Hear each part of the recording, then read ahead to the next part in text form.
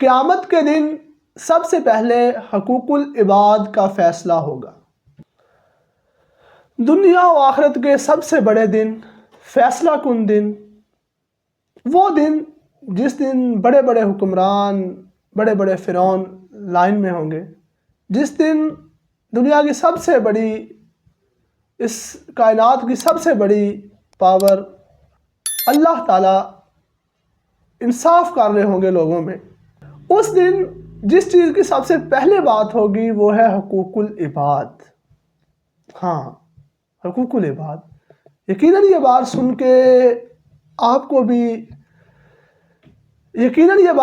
آپ کے بھی رونگٹے کھڑے ہوئے ہوں گے کہ وہ چیزیں جن کو ہم نارمل لے لیتے ہیں، کسی کی غیبت کرنا، کسی کا حق مارنا، کسی کے ساتھ زیادتی کرنا، کسی کا حق کھانا، کسی مزدور کی مزدوری کھانا، حتیٰ کہ کسی کا دل دکھانا، وہ گناہ جن چیزوں کو ہم معمولی سمجھتے ہیں، اللہ تعالیٰ نے اس فیصلہ کن دن پہ بھی ان کو سب سے پہلے رکھا ہے اور پریورٹی دی ہے حقوق العباد کو۔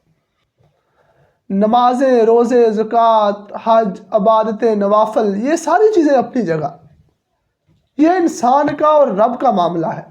ہو سکتا ہے اس میں ہماری غلطی کوتاہی ہمارا رحمان اور رحیم رب معاف کر دے، لیکن جہاں بات آئی حقوق العباد کی، وہاں ظاہر ہے کہ سب سے پہلی پریورٹی ہے میرے رب کی، اور وہاں پہ حساب بھی مشکل ہو جائے گا۔ لہٰذا حقوق العباد میں کوشش کی جائے کہ کسی کے ساتھ کوئی زیادتی نہ ہو، کسی کا بلا وجہ دل نہ دکھایا جائے، کسی کی عزت نہ اچھالی جائے، کسی کے کردار پہ وار نہ کیا جائے، یعنی وہ کام نہ کیے جائیں جس سے کسی مسلمان بھائی کو تکلیف ہو۔